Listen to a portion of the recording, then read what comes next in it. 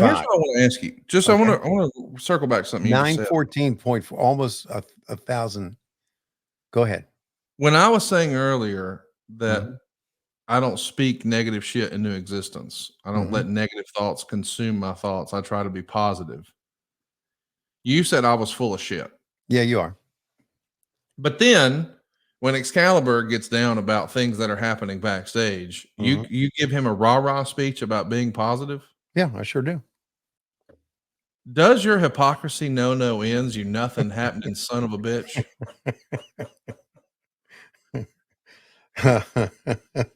Yeah, okay, let me rephrase all that. Come on, Conrad. Come on, you piece of shit. Let's go. Let's get excited about what we're watching. Blue Panther, who's probably in his 60s, perform.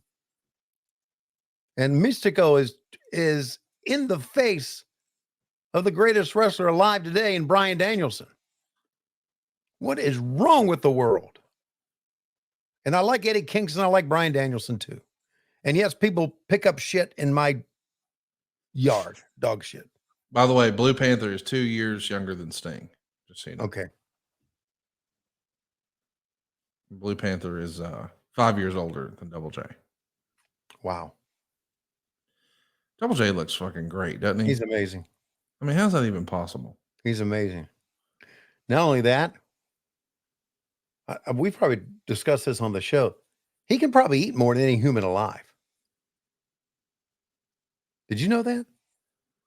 Yes, I've seen it. It's we call it man versus food. Yeah. Because one of the first time, actually the first time, Dave Silva and Cassio and I made our way up to Double J's house to help him set up all of his podcast equipment. We went out to the Chop House, which is a steakhouse not too far from him. And we ordered like 3 appetizers, and everybody got a steak entree and a salad. And when they came to take the appetizers, when we were done, Jeff goes, whoa, hang on. Mowed them all down, finished whatever was there. Yeah. And then when it came to Cassio, he was like, he didn't finish his salad. And Double J's like, hey, you gonna finish the rest of that? Yeah. Okay, I'll eat it. And he batted clean up for Silva and Cassio, like their baked potatoes, whatever it was. And then he bagged up the rolls, took them home with him. Yeah. I'm not gonna eat the bread, but Cody will. And I was Right. like, boy, this is hanging with Double J right here. Yeah. To the point where I took him to G's Country Kitchen, which I think you've been to in Huntsville, one of my favorite meat and threes. And so the lady always, you know, like you get a breast and a wing if you get white meat. And so I said, hey, I want to substitute the wing. I want 2 breasts. And Jeff sort of raised his eyebrows like, oh, I didn't know you could do that. So when it gets over to him, he goes, I want 2 breasts, 2 wings, 2 legs, 2 thighs. And the lady goes, damn, baby, you just want the whole chicken? And the whole table erupted. And my mom ordered catfish, and they bring like 2 big catfish fillets. And she eats the first one, couldn't eat the second one. And I look over at Double J, and he's cutting eyes at me, and he says, Miss Deborah, are you gonna eat that last catfish fillet? So he had like 8 pieces of chicken and a catfish fillet, and you're supposed to get 2 sides. He got 4, and for his dessert, he had yams and unsweet tea. And I don't know why, but it tickled me because I've never seen him. I mean, man versus food. Can you imagine like the plumbing he must have set up at his house? Yeah. It's got to be unbelievable. No one eats like Jeff Jarrett. Man, look at this. Look at Moxley selling these open hand slaps. And they're coming in big. Boom.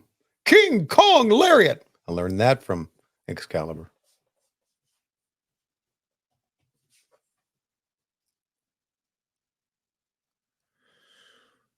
We got to mention Coach Rosie, who's got some breaking news here for us, because I know it's a big part of what happened when for the last year or so. He says, hashtag tell Tony, Crip Mac has been sentenced to 33 months in federal prison on a gun charge. Oh, no. Really? Remind everybody listening who Crip Mac is. You have a button you can press, I think. Yeah, it's on my other. My bad. We used to be a professional show. It was a long time. Yeah, I changed. Hang on a second. I changed boards here. I got the new board today. Double J says, Dave Silva says that Double J is the skinniest fat guy he knows. I never seen anything like it. Yeah. Yeah, you got to, Death Rider 2 and 3, and that's it. Gavin appears with us live here, and he wants to know, why does Jon Moxley think that Tony Schiavone owns AEW? You know what, Gavin, thank you very much. I wish I could answer all the questions that we have as far as angles are concerned. I have no idea what's going on. I know what the internet thinks, and I don't know if that's happening. And I basically take myself out of creative and just worry about talent relation stuff. And that's a busy job. But I kind of I don't know what's going on. But it's interesting enough to have someone ask me about it here on What Happened When. So let's see. Let's see if the internet is right. I mean, they're right all the time, as we know. It's been well established. It's been well established. I mean, it's well established. Oh, there's a tap out too. It's well established that there is a dog shit eater from Florida State. It's a real guy. No, he won't eat the dog. You said it's a fake account. It's a bot. Like whenever Tony finds the negative AEW tweet, it's a bot. Well, when a Florida State fan says he'll eat dog shit, it's a bot. Like, what the fuck is wrong with you? You got brain? I'm being facetious. Oh, look at the celebration. Isn't that something? Man, they're going bananas here. We had the streamers come down. Mm-hmm. Matt Sydal tapped out. There you see all the people with the mask. Tiger masks. How about that? Yeah, that's something. This is a spectacular scene. Oh, wait. Let's try it here.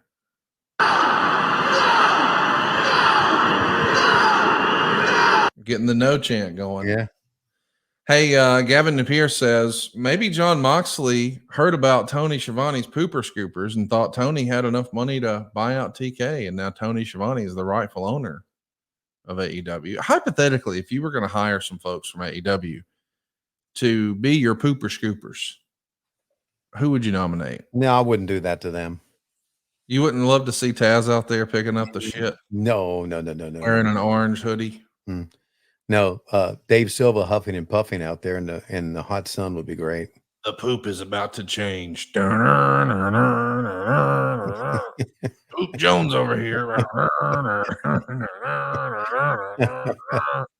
Oh, I get it. This was CMLL versus AEW. Got it.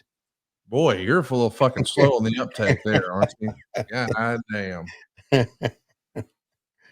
Oh.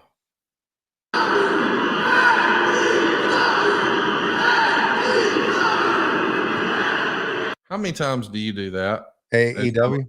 When you're bebopping to the bank in your Range Rover. AEW. Every 30 seconds.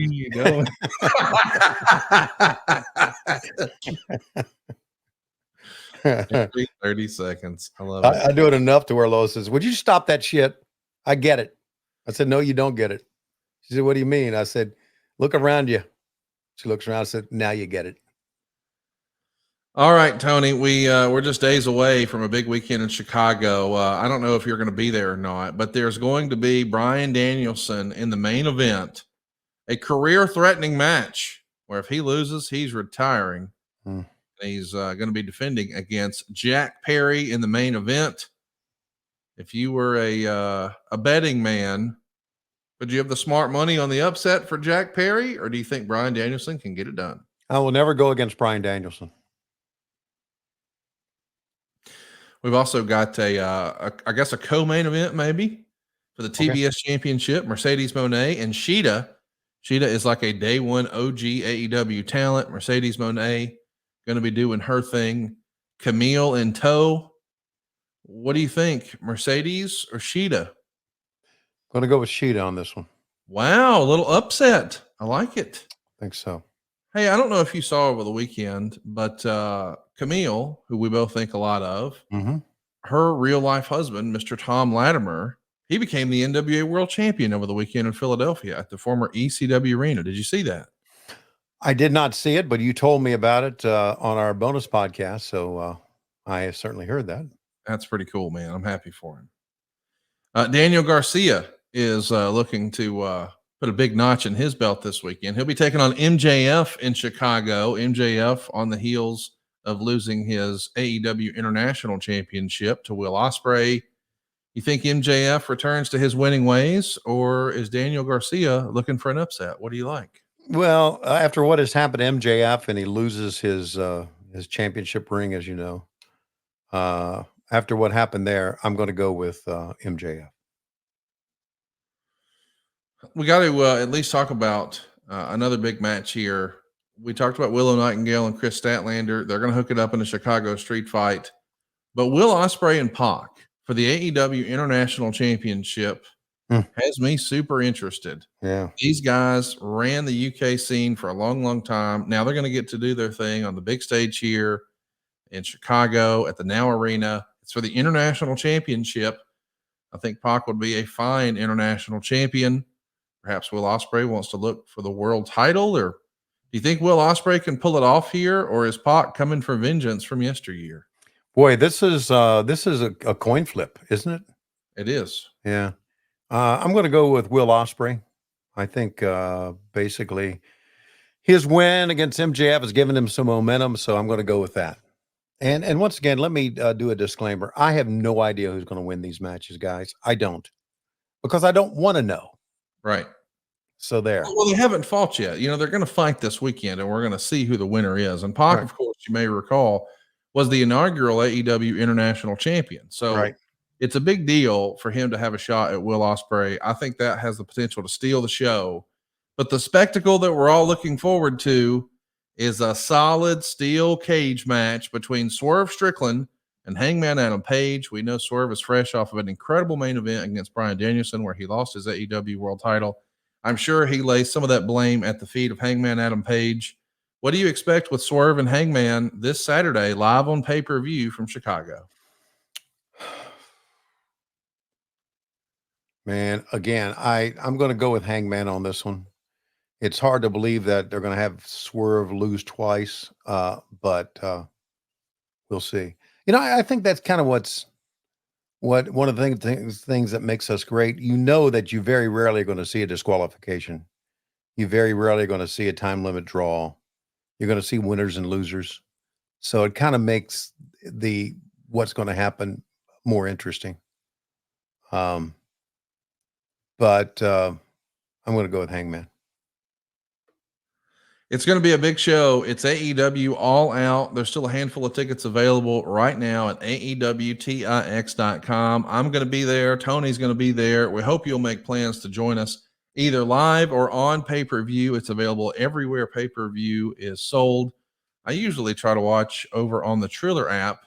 That interface really works for me, but I know some people have enjoyed it on YouTube. And of course, you can still get it on all your cable and satellite providers. And as a reminder, I know that this is just like 13 days removed from the last AEW pay-per-view. But boy, AEW always manages to deliver in spades on pay-per-view. I want to encourage you, if you're on the fence, get off the fence. AEW is going to hit a home run this weekend. And I, for one, am looking forward to it.